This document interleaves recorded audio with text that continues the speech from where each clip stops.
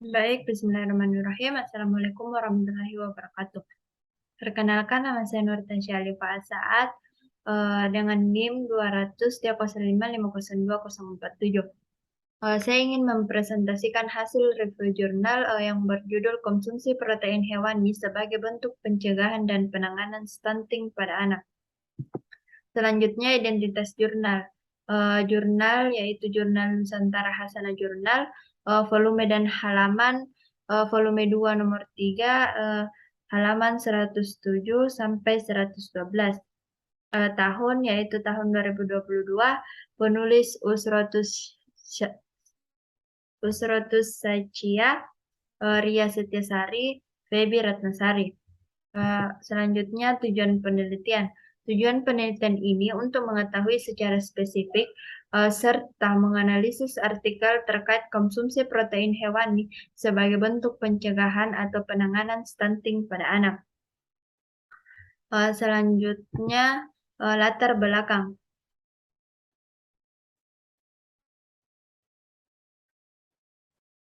Latar belakang, stunting merupakan suatu kegagalan pertumbuhan yang menjadi masalah global di dunia saat ini, khususnya di negara berkembang.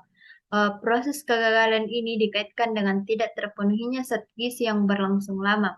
Salah satunya adalah asupan protein hewani. Angka kecukupan konsumsi protein di Indonesia masih terbilang sangat kurang, yaitu kurang lebih 80%, sedangkan protein hewani berfungsi sebagai pembentukan matriks tulang pada anak.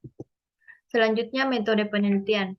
Metode penelitian, metode yang digunakan adalah studi literatur review, berupa pencarian artikel nasional dan internasional yang menampilkan dalam bentuk full text PDF yang relevan dengan topik pembahasan menggunakan bantuan Google, Mozilla Firefox, dan Chrome dengan mengakses database resource meliputi Google Scholar, Procast, Willy PubMed, Microsoft Academic, Dodge, SecJournal, Springer, dan ResearchGate dengan hasil akhir yang disesuaikan berdasarkan kriteria inklusi yang ditetapkan peneliti. Selanjutnya, hasil penelitian. Konsumsi protein hewani menjadi salah satu peran yang bermanfaat dalam menurunkan angka prevalensi stunting berdasarkan artikel-artikel yang didapatkan. Sumber protein hewani yang dikonsumsi berbeda pada setiap daerah. Dari keseluruhan artikel yang didapatkan terdapat artikel yang menyatakan bahwa mengonsumsi protein hewani dapat dijadikan sebagai salah satu alternatif penanganan dan pencegahan pada permasalahan stunting yang terjadi saat ini. Studi penelitian dengan metode analisis survei yang dilakukan di 49 negara menunjukkan bahwa mengonsumsi ACF dapat menurunkan angka 2,3% angka stunting. Angka prevalensi keseluruhan stunting mencapai 31,5%, yang artinya terjadi penurunan sekitar 7,2% ASP yang dikonsumsi beragam sesuai pada setiap wilayah. Namun tetap serupa seperti susu, telur, daging, dan ikan. Konsumsi protein hewani sering dikaitkan dengan pertumbuhan pada anak karena protein memiliki asam amino yang dapat berfungsi membantu proses pertumbuhan serta perkembangan anak. Protein juga merupakan zat mikro yang berfungsi sebagai reseptor yang dapat mempengaruhi fungsi DNA sehingga merangsang atau mengendalikan proses pertumbuhan. Semakin tinggi dan baik kualitas protein yang dikonsumsi, maka semakin tinggi juga kadar insulin yang bertugas sebagai mediator pertumbuhan dan pembentukan matriks tulang. Hasil dari setelah artikel dan teori dapat dilihat bahwa konsumsi protein hewani memiliki manfaat terhadap proses pertumbuhan anak. Anak yang mengonsumsi protein hewani lebih banyak cenderung memiliki potensi pertumbuhan lebih baik dibanding anak yang tidak mengonsumsi makanan sumber protein hewani.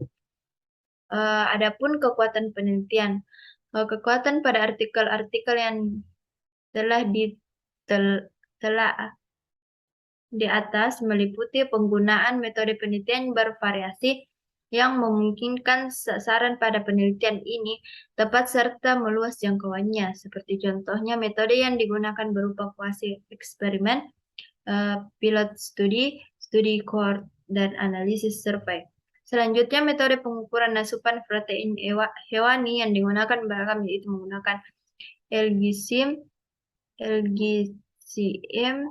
PDCAS, dan juga anordinal. Selanjutnya yang paling terpenting adalah sumber protein hewani yang bermacam-macam sehingga dapat menjadi tolak ukur keefektifan baik dalam bentuk presentasi, keberhasilan, dan juga kemudahan bahan yang didapatkan sesuai dengan kluster. Adapun kelemahan penelitian, kelemahan yang penulis dapatkan pada artikel yang telah ditelah meliputi terdapat beberapa artikel yang tidak memaparkan hasil presentasi pencapaian berapa persen pencegahan atau penanganan yang berhasil dicapai. Terdapat beberapa artikel juga yang kurang menyajikan data demografi pengetahuan, sedangkan pengetahuan menjadi salah satu faktor terjadinya stunting. Selanjutnya, terdapat artikel yang menggunakan kuesioner Rorschach, di mana kuesioner tersebut berfungsi untuk mengetahui kekurangan zat besi pada balita bukan mendeteksi stunting. Kesimpulannya yaitu sumber protein hewani yang dikonsumsi pada anak dari setiap wilayah berbeda-beda tergantung dari bahan yang mudah didapatkan dari setiap wilayah tersebut. Beberapa protein hewani yang dikonsumsi adalah susu, ikan, belut, telur, dan unggas. Semua jenis protein hewani tersebut memiliki kandungan asam amino lebih tinggi. Manfaat yang ditimbulkan berupa perbaikan pertumbuhan dan pencegahan stunting yang dapat dilakukan dengan merubah pola dari asupan yang dikonsumsi anak sesuai dengan takaran dan frekuensi kebutuhannya. Baik, sekian dari saya. Saya kira wabillahi taufiq wal hidayah. Wassalamualaikum warahmatullahi wabarakatuh.